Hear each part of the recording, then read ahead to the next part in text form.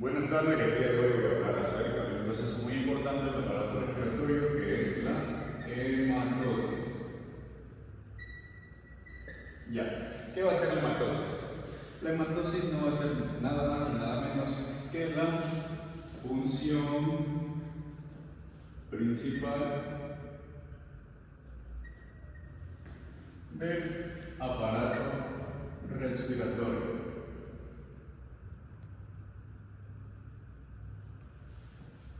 Dicho esto, tenemos que tener en cuenta que este proceso, por así decirlo, va a realizar lo que es la difusión de los gases.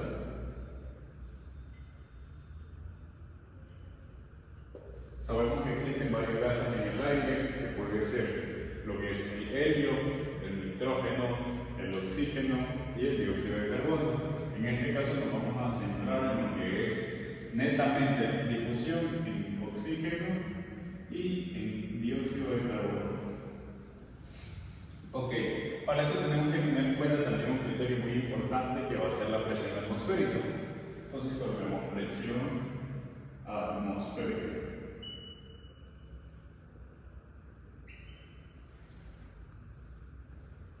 Ya, ¿y qué va a hacer la presión atmosférica?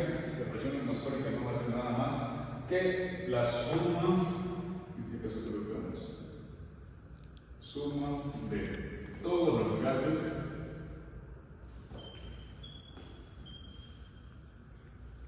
presentes en la atmósfera.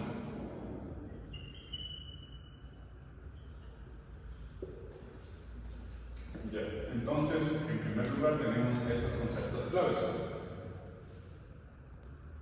Ahora nos vamos a enamorar de lo que es la presión parcial y para esto vamos a tener dos factores muy importantes, los cuales van a ser la concentración de gases y el coeficiente de solubilidad. Cabe recalcar que vamos a tener nosotros unos valores estándares, pero vamos a tener estos valores directamente con su proporción con la altura, es decir, presión atmosférica con la altura. Sabemos que milímetros de mercurio en la presión y metros sobre el nivel del mar en lo que respecta a la altura. Por ende, a una altura de 0 metros sobre el nivel del mar tenemos 760 milímetros de mercurio. A una altura de 539 tenemos un valor de presión de 674. Cuando tenemos 3500 de altura, nos corresponde un valor de 493 milímetros de mercurio, y cuando tenemos una altura de 4000 metros sobre el nivel del mar, vamos a tener una presión atmosférica de 400. Ok, ahora, volviendo al tema de los dos factores que intervienen en la presión parcial, vamos a tener una proporcionalidad. ¿En qué? O en base a qué? En este caso, la proporcionalidad va a existir en el caso de la concentración de gases, que a mayor concentración de gases va a ser mayor la presión. Por parte del coeficiente de solubilidad, tenemos que a mayor coeficiente de solubilidad, la velocidad va a aumentar. Pero para eso vamos a tener en cuenta el valor del coeficiente de solubilidad. Ok, ahora continuemos con la parte que les mencioné sobre los valores estándar del coeficiente de solubilidad. Pero aquí hay que hacer un paréntesis por el motivo de que nosotros estamos tomando como referencia qué cosa, la cantidad de 0 metros sobre el nivel del mar con su respectiva presión de 760 milímetros de mercurio. Entonces, el coeficiente de solubilidad para el oxígeno va a ser de 0,024, del dióxido de carbono 0,57, del monóxido de carbono 0,18, del nitrógeno 0,012 y del helio 0,008, teniendo en cuenta que el dióxido de carbono va a ser el mayor, por consiguiente vamos a tener el oxígeno, después tenemos al monóxido de carbono, sucesivamente tenemos al nitrógeno y por último lo que vendría a ser el helio. Ahora nos vamos a la tabla de acá, donde tenemos esto de referencia que ya les mencioné anteriormente, y tenemos en este caso la presión atmosférica en diferentes sitios. ¿En qué sitios? En la atmósfera, en el aire unificado y en el alveolo. En la presión parcial de oxígeno vamos a tener que en la atmósfera tiene un valor de 159, en el aire unificado va a tener un valor de 149 y a nivel alveolar, es decir, en el alveolo va a tener un valor de 104. Por consiguiente tenemos la presión parcial de dióxido de carbono de 7 en la atmósfera, en el aire unificado de 0,03 y en el alveolo de 40. Esta razón ya les explico más adelante. Ahora, la presión parcial del nitrógeno va a ser de 592 en la atmósfera, en el aire unificado va a ser de 563 y al nivel alveolar va a tener una presión nula, es decir, no va a existir. Esto por la razón de que el alveolo hace difusión entre dos gases que les mencioné al inicio. ¿Y cuáles son estos? Prácticamente estos son dióxido de carbono y oxígeno. Ok, continuamos con la siguiente parte de todos estos valores, que en este caso vendría a ser lo que es la gasometría. Sabemos que la gasometría es un estudio que se realiza de los gases presentes en sangre, en este caso arterial. Por ende, recordando los otros valores a nivel alveolar son similares, solo que aquí interviene un nuevo compuesto que viene a ser el bicarbonato, HCO3, y los valores de la gasometría van a ser de la presión de oxígeno 104, valor normal, del dióxido de carbono de 35 a 45. Recordemos que la vez pasada habíamos hablado de 40, entonces tiene sentido. Y del bicarbonato con un valor de 22. Seguimos con la parte de la membrana respiratoria, o conocida también como membrana especializada, donde va a ser la unidad respiratoria la cual va a realizar difusión entre oxígeno y dióxido de carbono. Para esto hay que tener en cuenta que toda esta parte de aquí, lo que está en el corchete, es lo que conocemos como membrana respiratoria.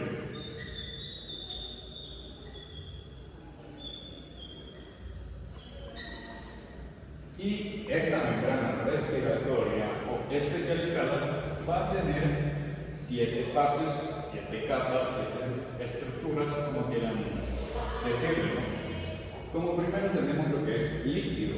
En este caso, lo que es el líquido sería toda esta parte de aquí, lo que ven dibujado como círculos, que va a ser prácticamente agua, va a ser compuesta por agua y el surfactante. Hay que mencionar que el surfactante es importante porque se conoce como un agente tensoactivo, el cual va a permitir, o su función principal va a ser que el alveolo no colapse totalmente, simplemente se contraiga un poco y asimismo vuelva a su amplitud normal. Tenemos como segunda parte o segunda capa la celularidad alveolar. En este caso van a intervenir ciertas células como las células alveolares, células del epitelio alveolares y las células específicamente del aparato respiratorio que conocemos como neumocitos, los cuales son neumocitos tipo 1 y neumocitos tipo 2.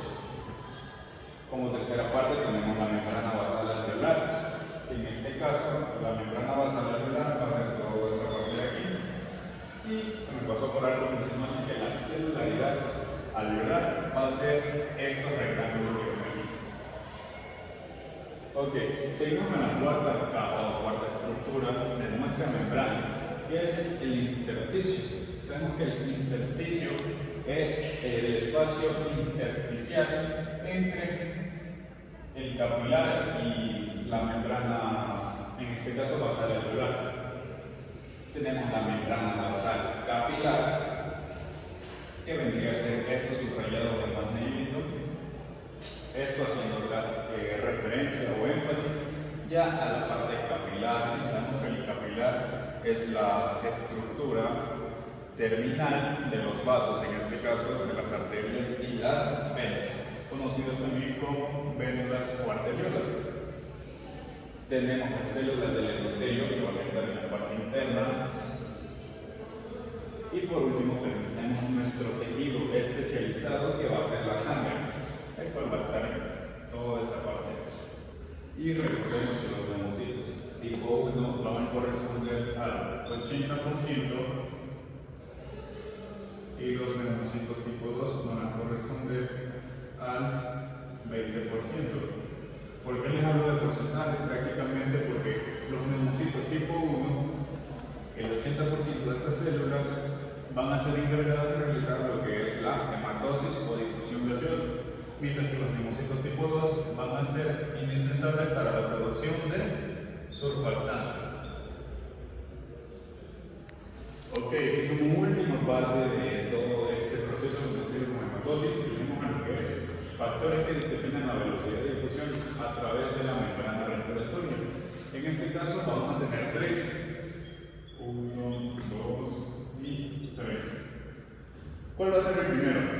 El primero va a ser el coeficiente de solubilidad. Y tenemos que si el coeficiente de solubilidad aumenta, la velocidad con la que se realiza la hematosis va a aumentar. Dentro de la integridad alveolar tenemos al epitelio alveolar, el cual va a estar compuesto por fibras de elastina y colágeno. Cabe recalcar que si se pierde esta integridad alveolar, se va a producir lo que es fibrosis. Y por último tenemos el grosor de membrana, haciendo énfasis a qué?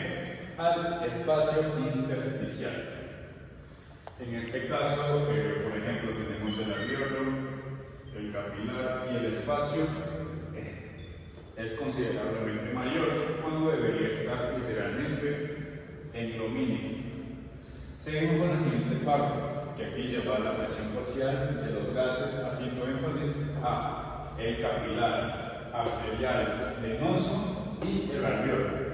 Vamos a tener diferentes presiones. En este caso, la presión parcial de oxígeno alveolar va a ser de 104 al kilogramo, presión parcial de oxígeno. La presión parcial de CO2 alveolar va a ser de 40. La presión parcial de oxígeno arterial va a ser de 104. La presión parcial de dióxido de carbono arterial va a ser de 40. Y la presión parcial de oxígeno venoso va a ser de 50, mientras que por último tenemos que la presión parcial de dióxido de carbono venosa va a ser de 45. ¿Qué es lo que pasa aquí?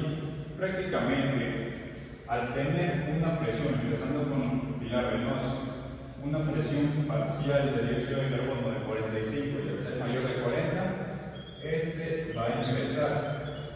¿Con qué fin? Sabemos que aquí se realiza a nivel alveolar lo que viene a ser la hematosis o difusión de dióxido de carbono y oxígeno. En cambio, tenemos que va a salir la presión parcial de oxígeno hacia el capilar. ¿Con qué fin? Con el fin de lo que vendría a ser enriquecer, nutrir, en este caso, a los diferentes tipos de tejidos que tenemos en el cuerpo. Al tener una presión parcial de dióxido de carbono arterial de 40, esta se va a mantener. Y por último también tenemos que la presión parcial de oxígeno en la parte venosa es de 50, va a mantenerse en el vaso. Esto ha sido todo con lo que respecta a la hematosis, que es la función principal del aparato respiratorio. Espero que hayan entendido, haya sido de su agrado y haber resuelto algunas de sus dudas. Muchas gracias.